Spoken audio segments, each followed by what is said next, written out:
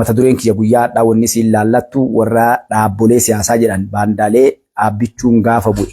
Muummicha ministeeraan goorraa buufnee gaafa inni bu'ee mootummaan eenyuta akkam goona kan jedhu gubbatti mari'anna jedhanii qaba qabatanii jiran. Waan tanarraa xiqqoo isii waliin laalla jechuudha inshallah waan biratti hin dabarruudha. Isii tana qofarraa waliin laalla. Sagantaalee biraa isin jalaa keessatti hin maku. Wanni tun maaliif yeroo barbaachistu waan taateef waliin laalla jechuudha. Gaarii ilmaan Oromoodhaa akkuma argaa jirtan hundi keenyaa namni keenya alhamdulillah adeemsi guyyaa irraa deemaa jiru wanni guyyaa irraa taa'aa jiru akka ija barannu akka siyaasaa barannu akka waan deemaa jiru hubannu hunda keenya godhaa jirti jechuudha. Maaliif Oromoon waliin dhaabbattee walii tumsiti jennaan hangoorraa wal buusuu diina karaa saaquu namni du'ellee galee gartee walirratti duuluu argaa jirtanii jechuudha.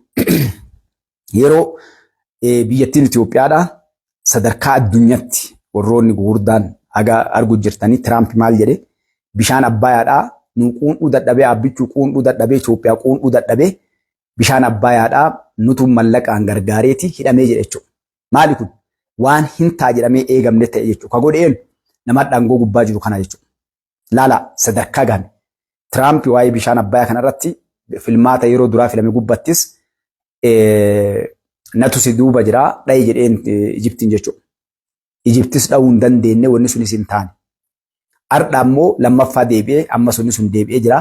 Bishaan Abbayyaadhaa gargaarsa kennaan qabeenya kennaan hidhamee jedhame jechuudha. Maaliif Itoophiyaan humna qabaattee dandeettii qabaattee hin gootuuf jechuudha.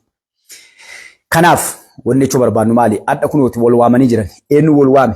Warri siyaasaan beekne, warri gara deemuun beekne, warri waan dalaguun beekne, warri gartee waa takka harkaa hin qabne kalee osoo akka Oromootti waliin gahiniin duratti mooraa diinaa dhaqanii ilmaan Oromoo garaa gubuu Oromoo cabsuu warra kalee Oromoo waggaa meeqa gabroonfatee bulchee waliin diinota Oromoo hadhallee Oromoo balleessan wajjin walii galanii sun ta'uu baannaan hadhaa ufii walii galla jedhanii deebi'anii dhufan jechuudha.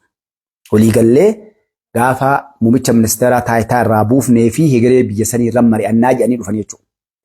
Isaan tululee buusaa jira wanni hadha isin ibsuu barbaadu. Warri kun hadha kanaan maaliif dhufe yoo jenne akka ofitti boollanuu qotaniiti Oromoo qotanii awwaaluudhaaf diina nuu qopheessanii wayyaanee qopheessanii shaabiyaa qopheessanii Ijiptii walii galanii nu buusanii warra gubbaa kaayuun mari'achaa jiran gabaabdumatti Oromoon hin dagamin. Akka isaan waa takka harkaa hin qabne akka loluu hin dandeenye akka gartee warri kalee wal dhabu fi wal nyaatte. Namoonni hadha wal ga'e kunniin guutuu isii argaa jirtanii warra ofii wal nyaatee wal diigee surree walirraa hiikee wal salphisee baran daggalee waa takka harkaa hin qabne lammaanyi jedhan san kadhattu jechuudha. Kadhattu lammaanyi guutuun isii namoonni beekaa jechuudha. Nama jecha takka yoo ati gaafatte sii deebisuu hin dandeenye waajjira takka hin qabne hattaa saamsoonaayitii harkaa hin qabne jechuudha. Wanni hadha wal ga'eette kunniin warra kalee viidiyoo jaraa gabbaafnaafi viidiyooleen jaraa lafa jira warra hattuu kijibduu waliin jedhe abbaa garaa waan ilmoon namaa hin jenne jedhee ofii wal arrabse. Ka tokko taanii Oromoo irraa Oromoof bu'aa buusan jennee eegaa turre. Eega haga xiqqoollee haa taatu xiqqoo isii mootummaa kana jabeessan jedhee mootummaan kuni alaa guuree gara biyyaatti galche jechuudha. Bakka isiin jirtu dallaa isiin jirtu keessa Daawud Ibsaa fa'aa warra gartee shunkurtii qotaa ture. Ilmaan Oromoo gurguratee garaa ofiif qallabaa ture. Muummichi ministeera Asmaraa irraa fe'ee galchee taala jirtullee ta keessaa Jawaariin baatutti fuudhee asitti biyya waliin qabe jechuudha. Yookaan waliin dalagaa koottaa. Yoon waliin dalaguu dadhabdan nuun dorgomaa jabaadhaati nuun dalaguun fedhin jabaadhaati nullee us jabaannee biyyaa dalannaa walaa dorgomnu. Uummanni Oromoo uummanni Itoophiyaa nama isaa bu'aa qabu haa filatu nuun dorgomaa jedhee galche muummichi ministeeraa jechuudha. Isaani dorgomuu dhiisi inuma maaliif deebi'an namuu cina biraatti deebi'e jechuudha. Kaafaa of shanee walii galtee alaabaa waajjira tokko bantee alaabaa lama balbal dura dhaabuu eegaltee jechuudha. United yookaan ammoo walii galuu akka nama waa harkaa qabu paartiin siyaasaa ka ufiyyuu uummata waanarraa bitadhu jedhu uummata Oromoo burjajjeessu warri karaa nagaatiin qabsoofna jedhuuf warri karaa nagaatiif afaan qawweetiin qabsoofna jedhan alaabaa balbala takka lama dhaabuu eegalan jechuudha.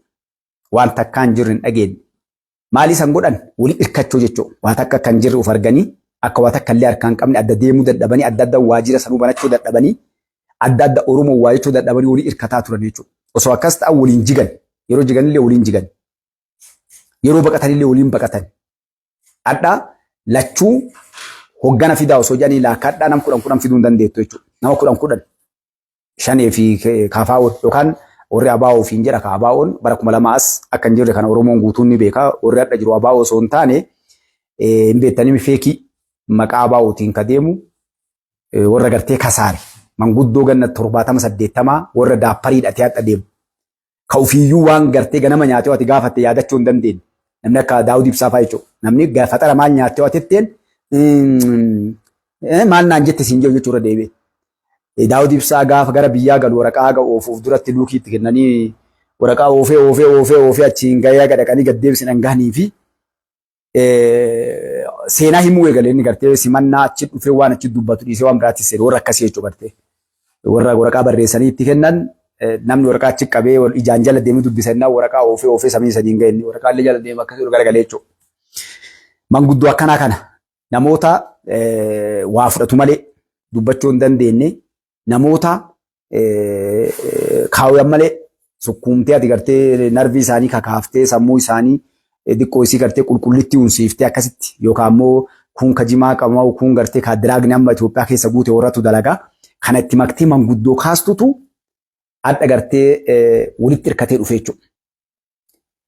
Warri kuni fakkeenyaaf kaafaa'oon adda dhaaba ta'ee dhiyaadha yoo jette kaafaa'oon jalqaba deebitee uf ijaaruu qabdi akka harawatti osuma dhiyaadhatte waa hundaaf jechuudha boordiin filmaataa akka itti ilaaluun beekuun. Maaliif Baqqalaa Garbaa abbaa kaafaa'oo guddaa keessaa tokko eessa jira Ameerikaa jira baqatee deeme jechuudha. Jawaar Mohaammed dheengaddaa yaa waliin dhageenye. Eenyu adda jira Maraaraatu adda jira jechuudha jaarsa tokkochaatu adda isaa deema jaarsi dhaabbiin isaa takkatti machuudha. Inni bes yeroo garii waan fanii darbataa yeroo barbaade gartee waan gaarii dubbataa inni wama dhufte oofa inni bes taa'ee kaalkuleet godhee akka nama siyaasa dalaguu osoo hin taane kan mallastu balleesse isaa mallasiif dargiin faati maal gootee as nu cinaa taa'ii gaaf garii gartee siyoon nannaati wama koflaata kan mormitumaan waltajjiin isi jedhaniin paartii siyaasaatti jira jedhan nama akkasii jechuudha. Isin galee Iskeel Gabbisaa faati warri Ameerikaa fi biyyoota alaa keessa jiranii isaan warra Oromoonuu Oromoo uummanni jedhan hin jiru Oromoo warra jiru jechuudha. Laala waan wal gahe warra Oromoo uummanni jedhan hin jiru Oromootu jira. Innis nu banii aadamii miti Oromoon sun banii aadam warra aadam irraa ilma namaa irraa dhufe osoo hin taane sheexanaa fi bineensawii kagartee bahara keessaa bahee jedhin. Maaliif inni kaawwarratti waan bishaan itti naqanii aggaadhitti qulqulleessanii kaawwarraa godhaniif Tsaggaayeen faati Dr. Tsaggaayeen faa jechuudha. Eenyutanii milkeessaan fa'a osoo goongessaa jedheen yabbechuu gartee milkeessaan fa'a Dr. Martuu Dr. Qoqobaadhaa kun Profeesara. Hundiyyuu waan ajaa'ibaa yoo ati baakgiraawundii isaanii ilaalan warri hundinuu eessaa nafxanyaa qulqulluu kaleessaati jechuudha. Nafxanyaa qulqulluu hundisiitu warra gartee waan haasa'u hin beekne ofii baranne jedhan kutaa lakkoofne jedhanii akkatti haasa'an hin beekne warra waliin quba hin qabne warra yoo fedhe wal arrabsu waltajjii kana gubbaa taa'e kanatu adda gartee mariin mari'annaa jedhanii dhufan takka kabiraati wanni garaa isin nyaatu jechuudha. Itti aanaa hafteettani hafte moo itti aanaa hafteeti warra kalee namni kun garuu dhaquu hin danda'u ni kijibaa barumsan qabu wallaalaadhaa waan anan makaa gartee deebi'ee waan dubbachuu na ulfaatti waan daa'imni haasofne haasaa ture wanni kunuu garuu dhaxxu qawween barbaachisu isaaf ijaaramuun barbaachisu ufi biyyallee kasaarsee maal jedheellee badaa ittiin faajinaa jechaa turan.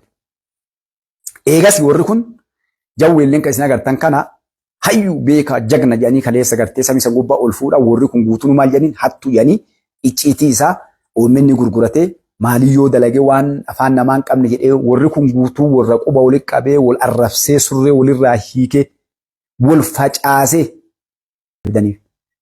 Shaniin kalee ganama Oromoo ittiin balleessuu deeman ijoolleen Tatulamaa Gallaan tuun harcaatee galtii taan mataa dha'u jiranii facaatee wanni hunduu harkaa kasaarte jechuudha. Shaabiyaa wayyaaniin kalee isaan nuuf faarsan ganamaan abbichuun dhaqee mataa irraa gugguuri. Taawwan fuudhee asitti dhee gadhiisee deema gala ganda keessanii duriyya jedhee ni adee jechuudha. Warri sunuu gad deebinee ammallee mooraa lama baanee deebineetiin akkas goona jedhanii amma kunoo taawwarri kun affaar seenee kun maqalee taa'eeti sunillee mataa ofii olirraa guuraa jirti jechuudha.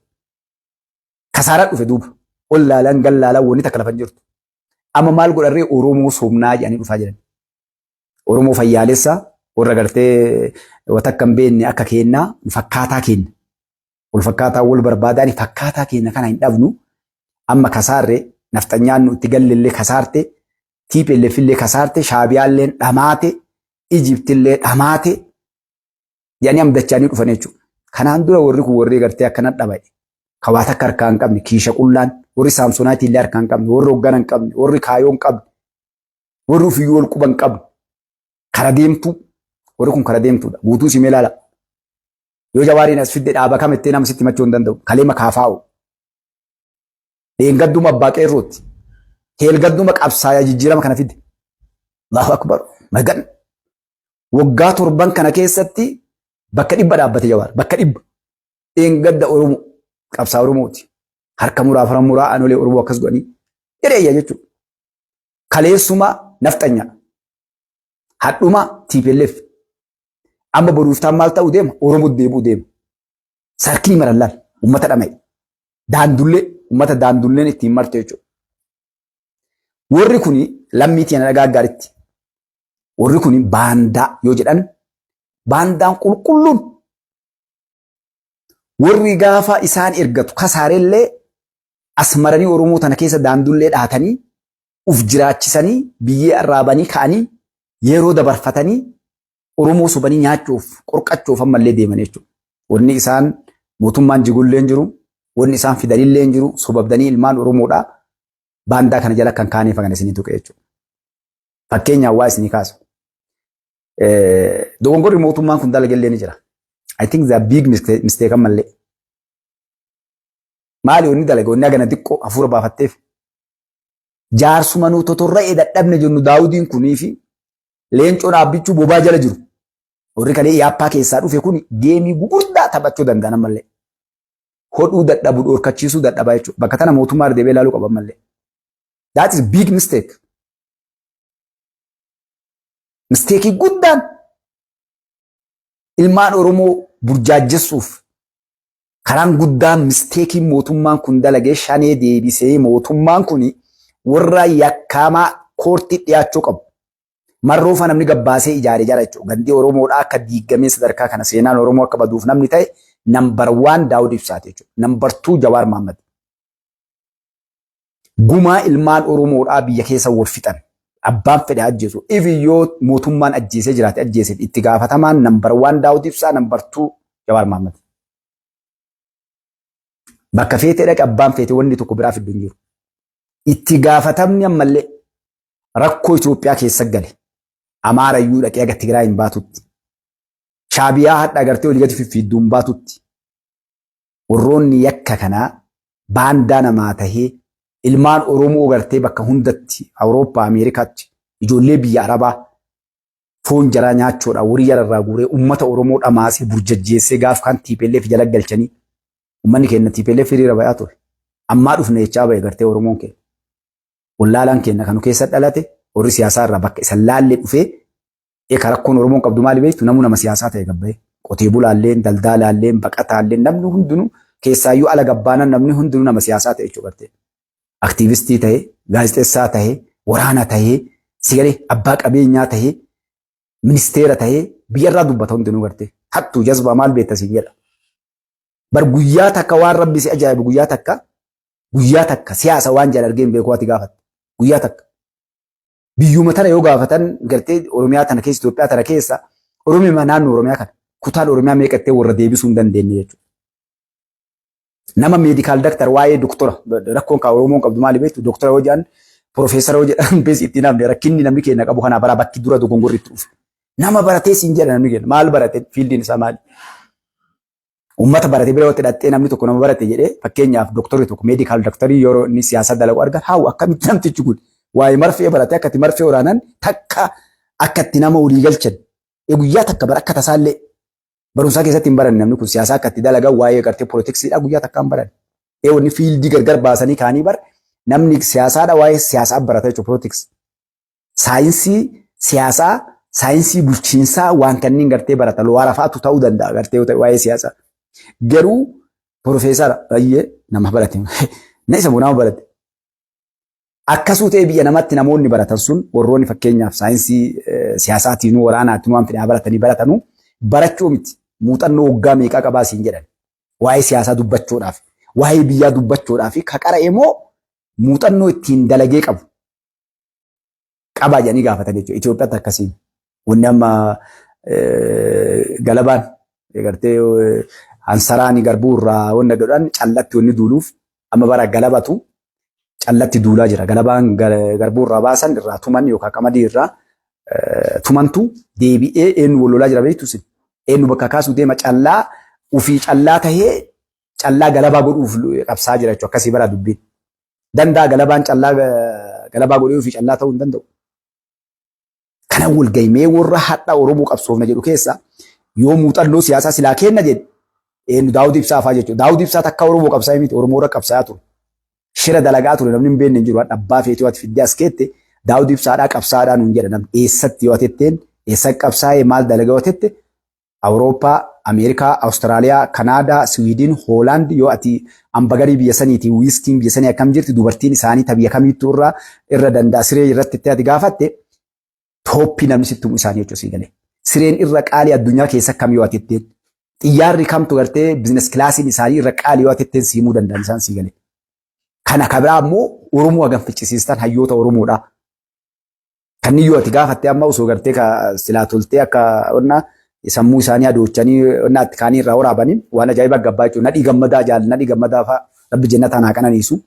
Eessa jira yoo itti warroota gartee ilmaan Oromoo dhabamsiisan akkamitti ajjeesistan eessa geessan eenyu fuudha akkamitti kanneen fa'aa yoo ati gaafatte si himanii jechuudha.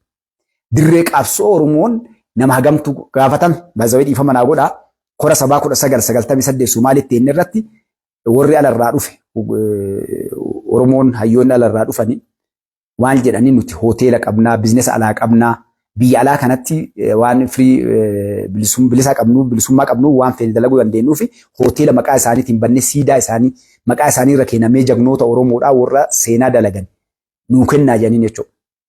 Ilmaan Oromoo kumaataman dhagaa jiru irra jiru. Nama tokko loltuun Oromoodhaa akkasi jagnummaan diina akkasi lolee akkasi ajjeesan dhabanii wallaahi saalfannee bakka seenuu dhabe. Maaliif? Jagna dhabameeti miti. Guyyaa irraa kumaatamni gartee seenaa dalagaa oolan namni seenaa isaanii galmeessee waan san fuudhee hin jiru. Isaan bakka san hin turre Daawud Ibsaa fa'aatisee galee. Kanaaf namarraa hammeenya yookaan maqaa balleessuuf miti. Jaalli tokko jaal bobbaasaa areedoo jedhaniini kora san gubbaa waa jedheen takka waa'ee qabsoo kaafnaan Daawud Ibsaa jechuudha namni waltajjii geggeessuu isa gaafas. Qabsoo Oromoo guyyaa takka yoon qabsooftanii beektan Saamsonaatii guurattanii Awurooppaa fi Ameerikaa keessa yoo liiga deemtanii farshoo dhudhan malee eessatti guyyaa takka qabsooftan naa himaa jedheen. Jaalgalaasaa Dilbootu seenaan isaa naa yaadatu ana ittiin makinaa laal. Lakkii qabsoofni akkam akkas jettan namni jedhan jiru. Ittiin makinaa. Ani kunoo dhabamee jira kiyyoo tana qoroncoo miila gadii dhaa qabanii. Ati kunoo ta'anii gartee ittis madaa'ee jiraa jedhan jechuudha. Namni tokko qaamarraa madaayaa dhagabbayaan akkas ta'e jedhan jiru jechuudha. Daawud Ibsaa fa'aati aktaara turan qabsoo Oromoo irratti. Ijoollee Oromoodhaa ganda isaanii fidanii summii nyaachisanii ani